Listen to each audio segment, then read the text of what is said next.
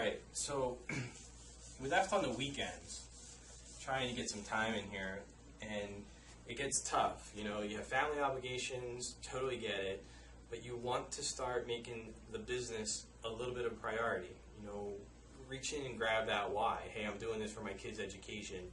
Hey, I'm doing this so my wife and I could go on a trip. Hey, I'm doing this for whatever. And make sure you remember that. It'll help you start scheduling your time, because you can say to your son or daughter, yo, that's great, I'm going to be at your game on Saturday, but you know, mom or dad has to get up a little bit early, so just give me some quiet time so that I can do this, or get up before your kids get up. You know, if it's not kids things, you know, sometimes it's just a little bit of sacrifice that you need to put in there. But looking at it, when you first start, just take little increments. You start off with an hour in the morning. Start off with an hour at night. It's not that hard to start off there. Just 1 hour. Give up some TV, get up a little bit earlier. Then we added in lunchtime. Now we had 3 hours every day that we had something going on. 15 total hours a week.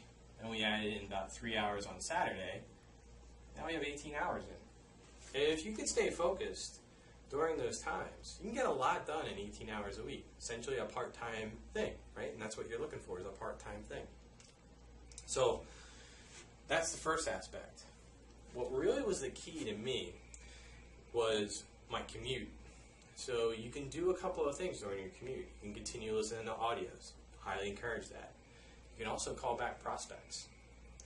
That was the key. That was a big key. What I would do was, as long as they were in the morning, I would just schedule just one phone call. You can't be driving and making the other dials and doing all that. If you're comfortable on the phone, I don't recommend this to beginners, but you can at least start to call some people back. So when you got in the car, you just make that dial and say, hey, Mr. Prospect, Mrs. Prospect, this is Marty McDonald calling you back. You opted into, you know, my capture page. I saw that you left your information. Wanted to find out what it is you're looking for. Let them talk, you know, and then once that was done, I would say, great, can I follow up with you at lunch? I'm going to send you an email, so I had the time broke. And I'm going to send you a quick email, and we can continue this conversation. You know, if it didn't work then, okay, well, what's a better time for you? That's where I started to really start to get my scheduling to start working, okay?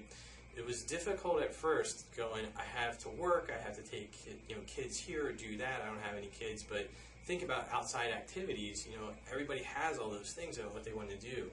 When am I going to schedule? Just schedule one. If you do one, you contacted 5 people during that week.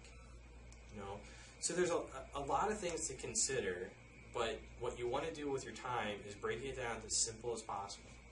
So let's just review. Ask yourself the following. Where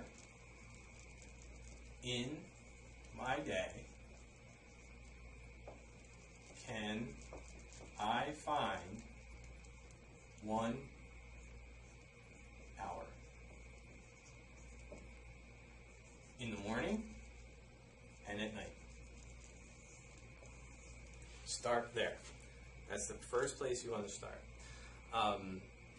Really, once you start doing that, you start breaking it down, you know, you come up with some fun stuff, and you realize where you're wasting time, where things are not going well.